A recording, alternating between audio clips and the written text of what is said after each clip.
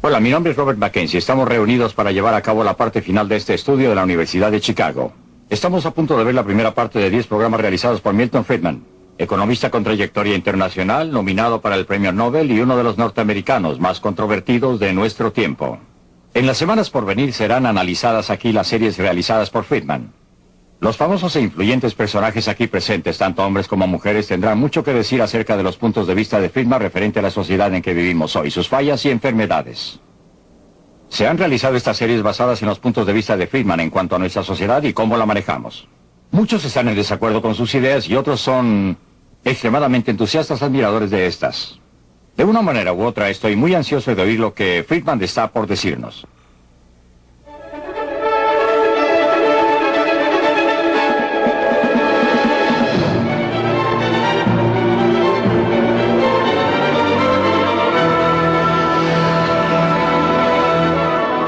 Libre para elegir. Desde el punto de vista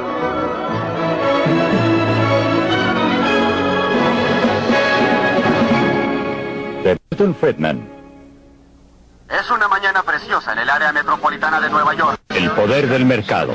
Los cielos están asoleados, con un poco de nubosidad sobre el extremo este de Long Island, observándose algo de neblina. Anteriormente esto era un pantano cubierto de bosques. Los indios Canarsie que vivían aquí negociaron las 22 millas cuadradas de la empapada isla de Manhattan con los holandeses por géneros y chucherías por valor de $24. Los recién llegados fundaron una ciudad, Nueva Ámsterdam, al borde de un continente vacío. En los años siguientes se convirtió en un imán para millones de personas de a través del Atlántico. Gente que era impulsada por el miedo y la pobreza, que era atraída por la promesa de libertad y abundancia. Se dispersaron a través del continente y edificaron una nueva nación con su sudor, su esfuerzo y su visión de un futuro mejor. Por primera vez en sus vidas muchos eran verdaderamente libres para dedicarse a sus propios objetivos y esa libertad dio origen a las energías humanas que crearon los Estados Unidos.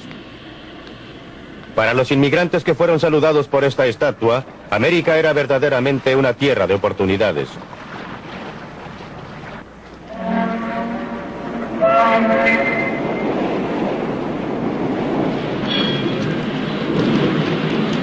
Se lanzaron a tierra con sus mejores ropas, ansiosos y ávidos, cargando sus pocas pertenencias. Eran pobres, pero todos tenían mucha esperanza.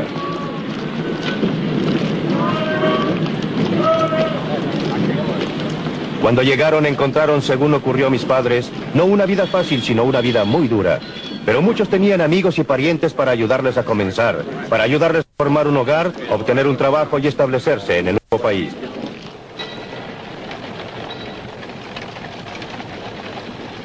Existían muchas recompensas para el trabajo duro, empuje y capacidad.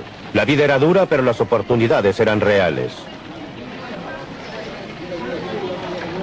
Existían pocos programas de auxilio gubernamental a que recurrir y nadie los esperaba, pero también había pocas restricciones y ningún reglamento, ninguna licencia que conseguir, ningún permiso a obtener, ningún papeleo que los restringiera. En realidad encontraron un mercado libre y la mayoría de ellos florecieron aquí. Mucha gente todavía llega a los Estados Unidos impulsada por las mismas presiones y atraída por la misma promesa. Usted los puede encontrar en lugares como este. Es Chinatown, en Nueva York, uno de los centros de la industria de la ropa. Un lugar donde cientos de miles de recién llegados han probado la vida en el nuevo país por primera vez. La gente que vive y trabaja aquí es igual a los primeros colonizadores. Quieren mejorar su suerte y están dispuestos a trabajar duro para lograrlo. Aunque no he estado a menudo en fábricas similares a esta, la conozco muy bien, porque esta es exactamente la misma clase de fábrica donde mi madre trabajó cuando llegó por primera vez a este país, a la edad de 14 años, hace casi 90. Y si no hubieran existido fábricas como esta en ese momento en que ella pudo comenzar a trabajar y ganar un poco de dinero, no habría podido venir, y en caso que yo existiera, sería un ruso o un húngaro en vez de un americano. Por supuesto que ella no se quedó aquí por mucho tiempo, se quedó hasta que aprendió el idioma. Mientras desarrollaba algún sentimiento por el país y gradualmente pudo crearse a sí misma una vida mejor. Similarmente, la gente que está ahora son igual que mi madre, inmigrantes de un país distante. Vinieron aquí porque les gusta más y tienen mayores oportunidades. Un lugar como este da la oportunidad de empezar. No se van a quedar aquí por mucho tiempo ni para siempre. Al contrario, ellos y sus hijos se crearán una vida mejor a medida que aprovechen las oportunidades que les proporciona un mercado libre. La ironía es que este lugar viola muchos de los estándares que actualmente consideramos como el derecho de cada trabajador. Está mal ventilado, está atestado de gente y los trabajadores aceptan una tarifa inferior a la sindical. Viola cada regla del libro, pero si fuera cerrado, ¿quién se beneficiaría? Ciertamente no la gente aquí. Su vida parece bastante dura comparada con la nuestra, pero esto solamente porque nuestros padres o abuelos pasaron por esa etapa por nosotros. Nosotros podemos comenzar en un punto superior.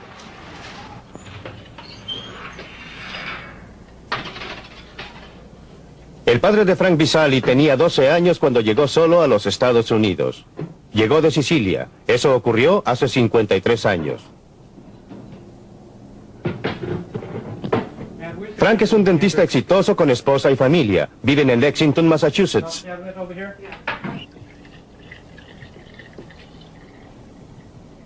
Estupendo, una botella llena toda la garrafa. No existe duda en la mente de Frank lo que la libertad combinada con la oportunidad significó para su padre y luego para él, o lo que pensarían sus abuelos si pudieran ver cómo él vive ahora. Ellos no creerían lo que pueden ver.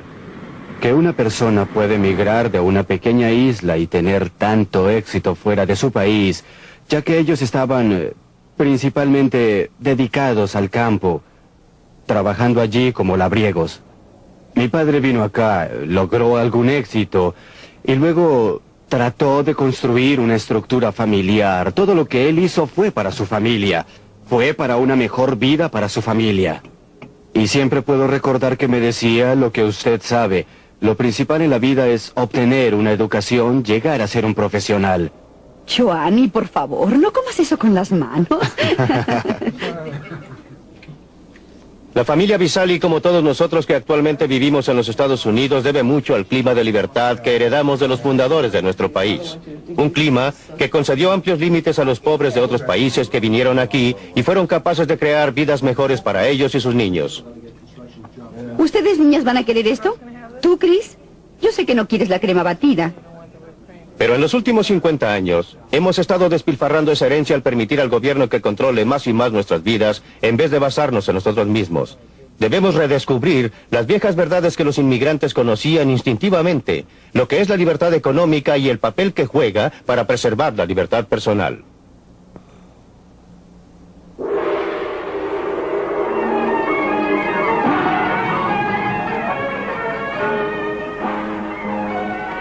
Por eso vine aquí, al Mar del Sur de la China.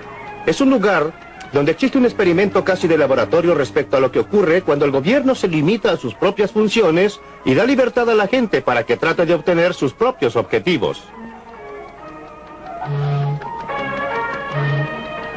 Si usted quiere ver cómo el mercado libre realmente trabaja, debe venir a este lugar. Hong Kong, un lugar que carece casi totalmente de recursos naturales. Casi lo único que se puede nombrar es un gran puerto, pero la ausencia de recursos naturales no ha impedido un rápido desarrollo económico.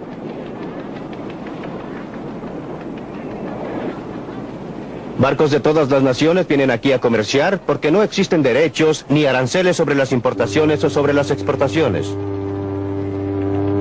El poder del mercado libre ha permitido al trabajador pueblo de Hong Kong transformar lo que una vez fue roca estéril en uno de los lugares más florecientes y exitosos de Asia. Aparte de su puerto, el único otro recurso importante de Hong Kong es la gente. Más de 4,5 millones de habitantes.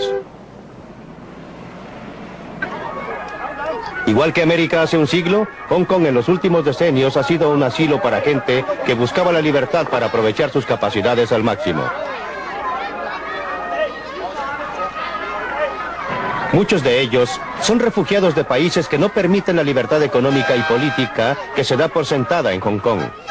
A pesar de un rápido crecimiento de la población, a pesar de la falta de recursos naturales, el estándar de vida es uno de los más altos en toda el Asia.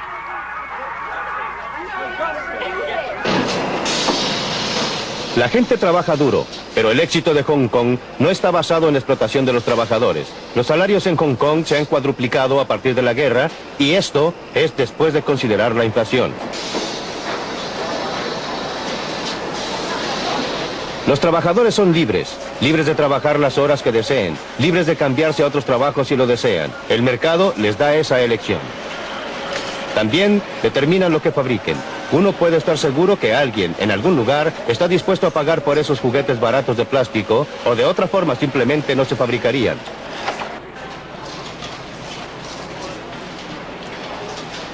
La competencia de lugares tales como Corea del Sur y Taiwán ha hecho que los productos baratos sean menos rentables, y por eso, los hombres de negocios de Hong Kong se han estado adaptando.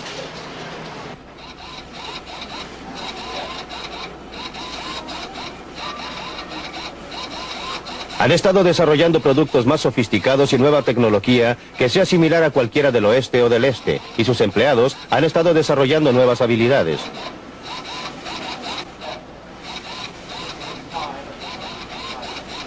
Hong Kong no se detiene jamás. Siempre hay algún negocio que hacer, alguna oportunidad que debe ser aprovechada. Por mucho tiempo ha sido un centro de turismo y el paraíso del comprador, y actualmente es uno de los centros comerciales del este. Es la gente común de Hong Kong la que se beneficia de todo ese esfuerzo y empresas.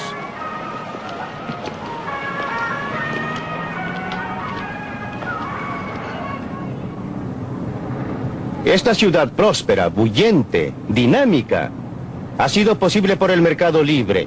En realidad es el mercado más libre del mundo. El mercado libre permite a las personas ingresar a cualquier industria que quieran o comerciar con quien quieran, a comprar en el mercado más barato del mundo o a vender en el mercado más caro del mundo.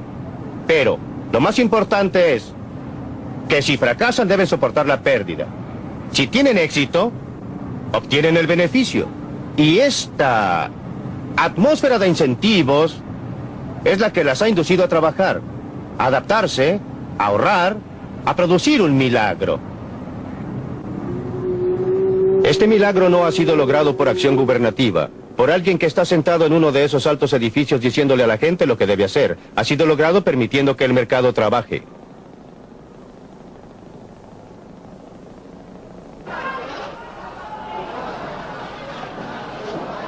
Camine por cualquier calle de Hong Kong y verá las fuerzas impersonales del mercado en operación. El señor Chong fabrica contenedores de metal. Nadie se lo ha ordenado. Lo hace porque ha descubierto que le va mejor en esa forma que haciendo cualquier otra cosa. Pero si la demanda por los contenedores de metal disminuye, o si alguien descubre una forma más barata de hacerlos, el señor Chang pronto recibirá el mensaje. Unas pocas puertas más allá, la firma del señor Yu ha estado haciendo trajes de novia tradicionales de Cantón durante 40 años. Pero la demanda por estos trajes complicados está disminuyendo. La firma ya lo sabe y está buscando otro producto. El mercado dice a los productores no solo lo que deben producir, sino en la forma en que deben producirlo, a través de una gama de precios, el costo de materiales, los salarios de los obreros, etcétera, etcétera. Por ejemplo, si estos obreros pueden ganar más haciendo otra cosa, el señor Ho rápidamente encontraría la forma de mecanizar su producto de marcos para cuadros. Dentro de esta tienda china de medicinas se está desarrollando una transacción del mercado. La confianza del cliente en que esta prueba que parece dolorosa le ayudará no se basa en ningún certificado oficial de la capacidad del osteólogo. Viene de la experiencia propia o de sus amigos. A su vez, el médico lo trata no porque le haya sido ordenado, sino porque será pagado. La transacción es voluntaria, y así ambas partes deben esperar beneficiarse o de otra forma no tendría lugar.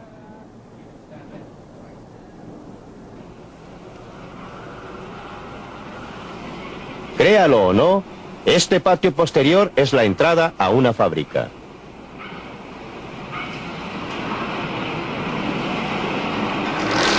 Los obreros que aparecen aquí están entre algunos de los mejores pagados de Hong Kong. Hace calor, está húmedo y hay mucho ruido. Los obreros son altamente capacitados y por eso perciben salarios altos. Podrían convencer a su empleador que mejore las condiciones laborales ofreciendo trabajar por menos. pero prefieren aceptarlas, obtener los sueldos altos y gastarlos a su gusto. Esa es su elección. La mejor declaración conocida de los principios de un mercado libre, la clase de mercado libre que opera en Hong Kong, fue escrita al otro lado del mundo.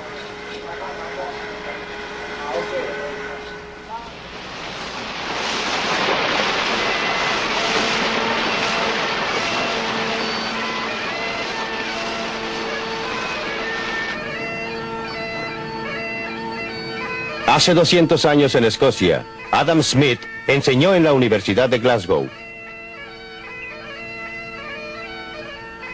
Su brillante libro La riqueza de las naciones se basó en las conferencias que allí dictó.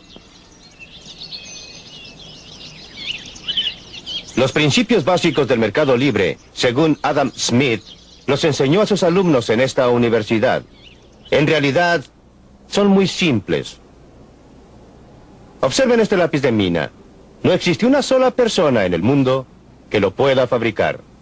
¿Declaración notable? En absoluto.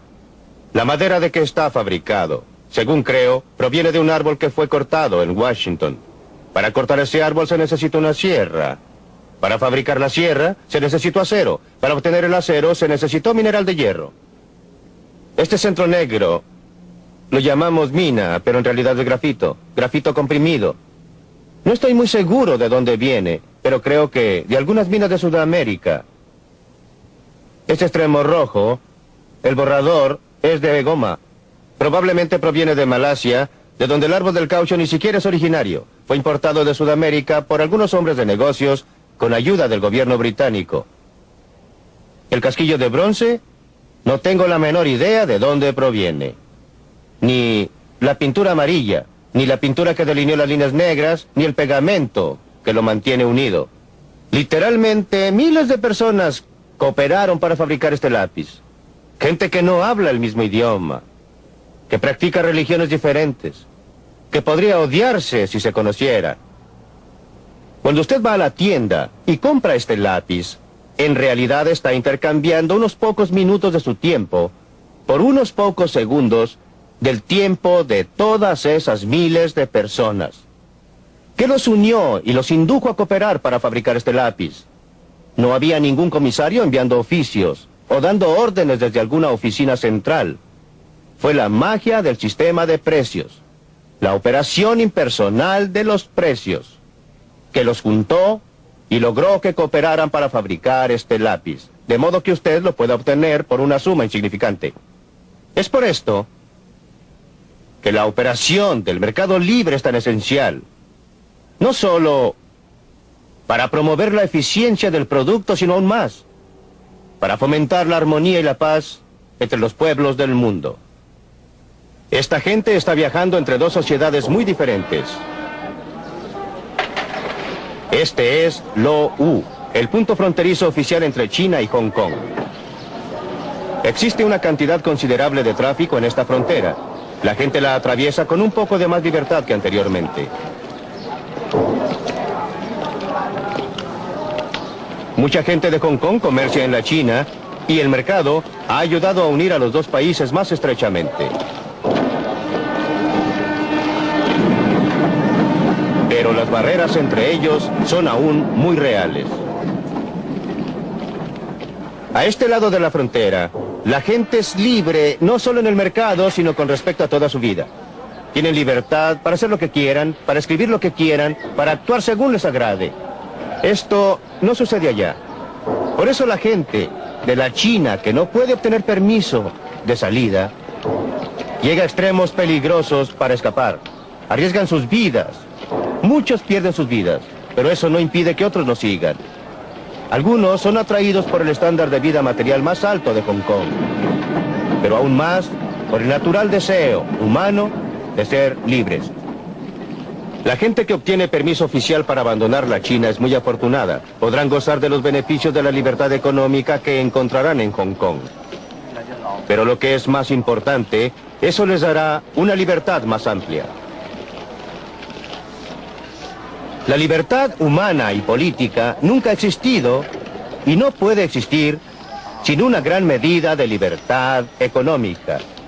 Aquellos de entre nosotros que hemos tenido la suerte de haber nacido en una sociedad libre, tendemos a tomar la libertad, a considerarla como el estado natural de la humanidad. No lo es. Es una cosa singular y preciosa. La mayoría de la gente a través de la historia, la mayoría de la gente actualmente, ha vivido bajo condiciones de tiranía y miseria, no de libertad y prosperidad. La demostración más clara de lo mucho que la gente aprecia la libertad es la forma en que votan con sus pies, cuando no tienen otra forma de votar.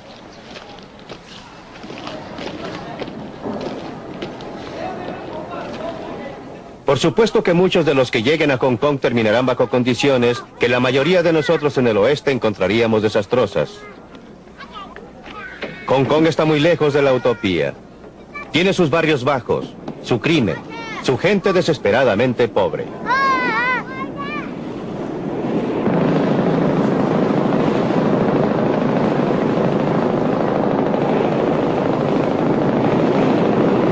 Pero la gente es libre. Después de todo, ese es el motivo por el cual muchos han venido aquí, a pesar de tener que vivir en barcos vivienda que se filtran en uno de los numerosos pequeños puertos de Hong Kong. Aquí tienen libertad y oportunidad de progresar, de mejorar su suerte, y muchos lo logran.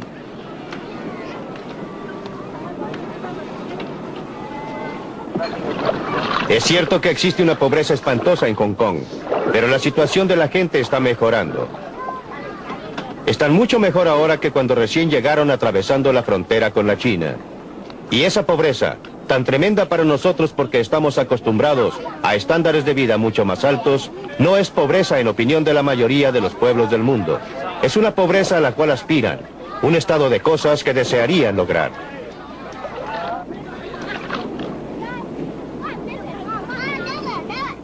Existe una enorme cantidad de pobreza en todo el mundo. No existe sistema perfecto. No hay ningún sistema que vaya a eliminar completamente la pobreza, en cualquier área. La cuestión es, ¿qué sistema presenta mayores oportunidades? ¿Cuál es la mejor forma en que la gente pobre pueda mejorar sus vidas? Y a este respecto, la evidencia de la historia habla con una sola voz. No conozco ninguna excepción a la proposición, que dice que mientras más libre sea el sistema, mejor ha estado la gente pobre y común.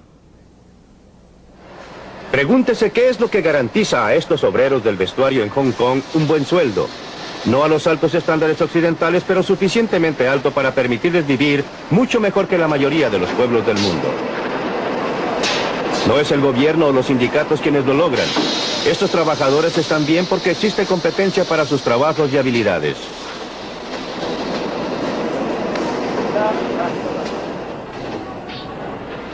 Cuando un hombre de negocios tiene problemas, un mercado amenaza con desaparecer o se presenta un nuevo competidor y hay dos cosas que se pueden hacer. Puede dirigirse al gobierno pidiendo un arancel o una cuota o alguna otra restricción a la competencia o puede ajustarse y adaptarse. En Hong Kong la primera opción está cerrada. Hong Kong depende demasiado del comercio exterior y el gobierno simplemente ha debido adoptar una política sana de no interferencia. Esto es duro para algunos individuos, pero extremadamente sano para la sociedad en conjunto. Solo los hombres de negocios, que pueden adaptarse, que son flexibles y ajustables, sobreviven y crean buenas oportunidades de empleo para el resto. La ausencia total de aranceles o cualquier otra restricción al comercio es uno de los principales motivos porque Hong Kong ha podido proporcionar un estándar de vida que crece rápidamente. Aún la China comunista reconoce el éxito de Hong Kong. Se ha instalado aquí y ahora acepta el símbolo universal del capitalismo. El Banco de China, el banco oficial de la China comunista, es el mayor banco de Hong Kong. No hay duda que la China comunista reconoce el poder del mercado. En todo esto, el gobierno de Hong Kong ha tenido un rol importante, no solo por lo que ha hecho, sino por lo que ha dejado de hacer. Ha asegurado que se cumpla con las leyes y los contratos. Ha proporcionado las condiciones para que pueda operar un mercado libre. Pero lo que es más importante, no ha tratado de dirigir las actividades económicas de la colonia.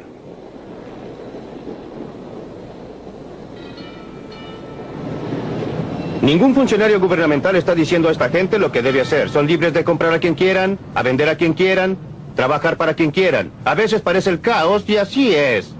Pero por debajo está altamente organizado por las fuerzas impersonales de un mercado libre.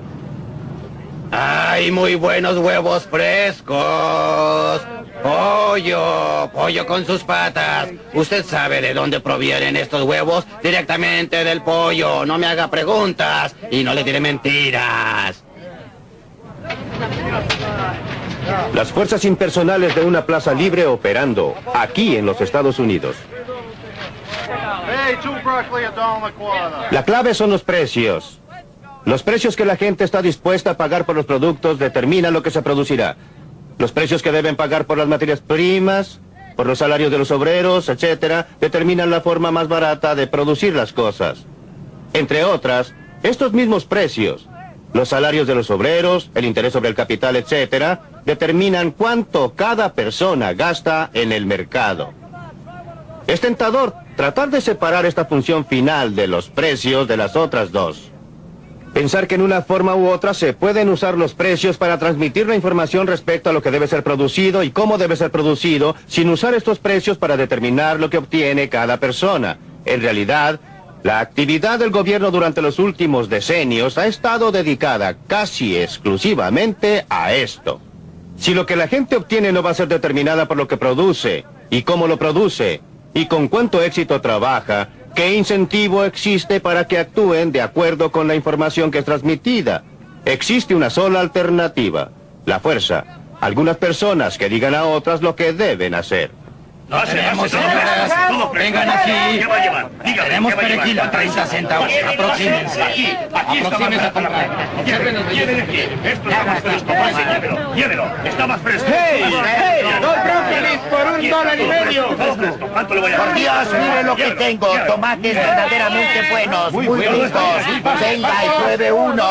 ¿Qué le voy a hacer? Uno de estos tomates, no se arrepentirá. Usted come gratis aquí. Vamos, coma. No le cobramos. Almuerce gratis. Pruebe estos ricos tomates. Pruébelos. Pruebe Ya estos sé tomates. lo que voy a señor. hacer. El principio fundamental de una sociedad libre es la cooperación voluntaria. El mercado económico, comprando y vendiendo, es un ejemplo, pero la cooperación voluntaria es mucho más amplia que esto. He aquí un ejemplo que a primera vista parece lo más lejano posible, el idioma que hablamos. Las palabras que usamos, la estructura compleja de nuestra gramática, ninguna oficina gubernamental la diseñó. Se originó en la interacción voluntaria de gente que quería comunicarse entre sí. O considere algunas de las grandes conquistas científicas de nuestra era como los descubrimientos de un Einstein o Newton, los inventos de Thomas Alva Edison o Alexander Graham Bell, o considere aún las grandes actividades caritativas de Florence Nightingale o Andrew Carnegie. Esto no fue efectuado cumpliendo con las órdenes del gobierno, fueron hechos por individuos que estaban interesados en lo que hacían, desarrollaban sus propios intereses y cooperaban entre sí. Esta clase de cooperación voluntaria está tan asentada en la estructura de nuestra sociedad que tenemos que considerarla natural. Pero el total de nuestra civilización occidental es la consecuencia involuntaria de esta clase de cooperación voluntaria, de gente que coopera entre sí para desarrollar sus propios intereses, pero que al hacerlo edificó una gran sociedad.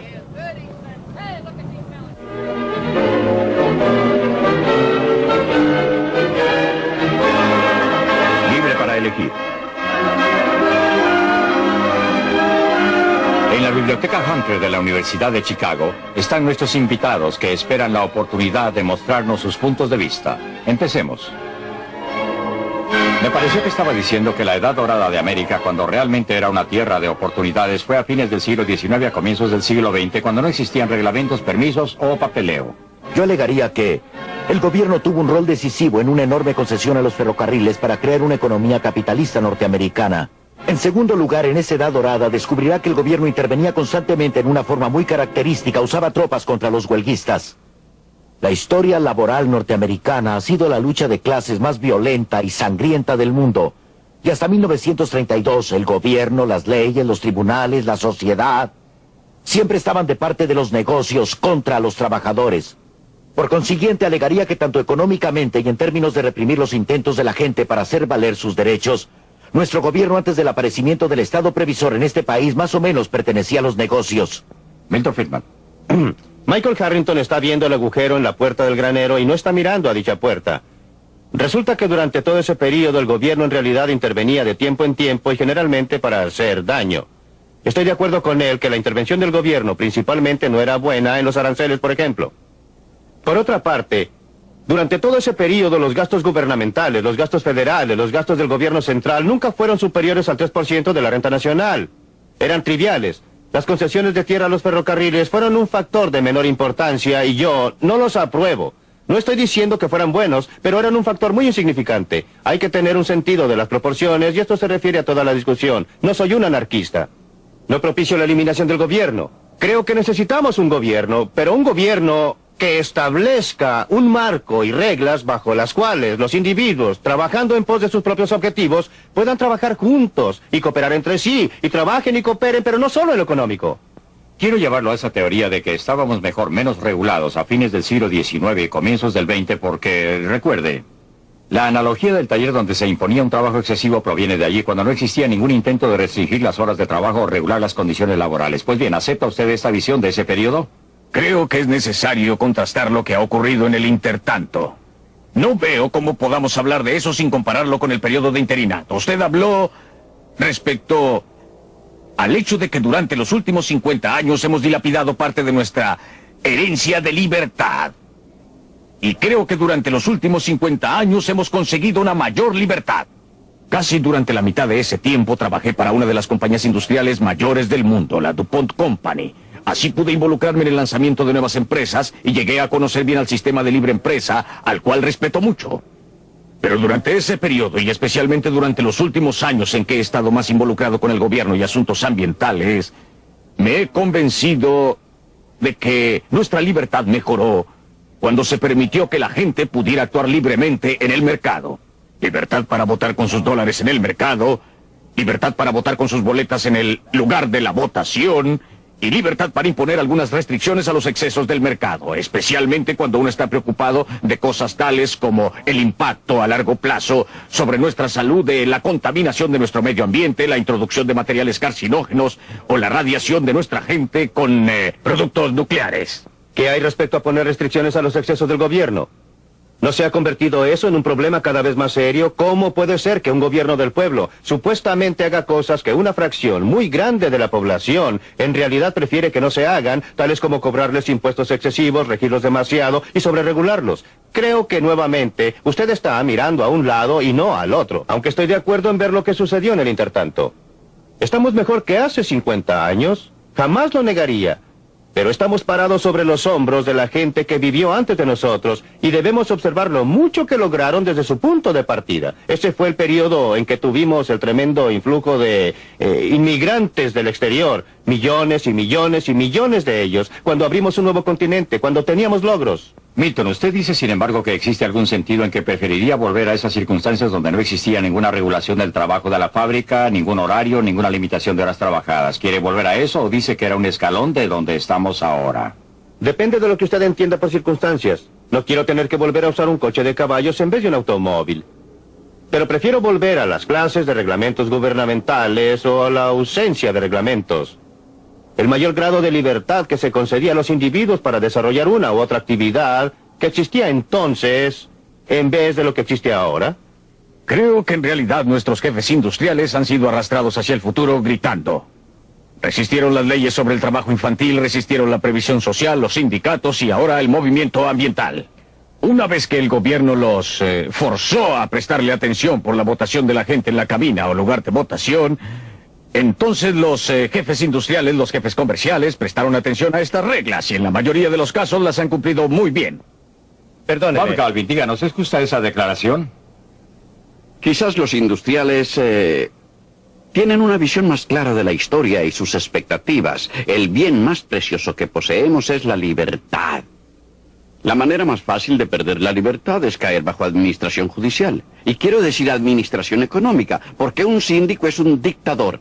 Y hasta el punto que usamos los costos y gravámenes del gobierno que nos llevan en la dirección de nuevas deudas, administración judicial final y luego las consecuencias políticas de la imposición del dictador político sobre la economía y el trabajo y los derechos de la vida del individuo. Quizás los industriales pueden ver más lejos respecto a las consecuencias de todo esto. Harrington, creo dos cosas. Una, considerar la libertad positivamente. Creo que la gente mayor de 65 años en los Estados Unidos son más libres hoy día debido al servicio de asistencia médico-social. Y no creo que la libertad para morirse por falta de medicina era algo muy bueno.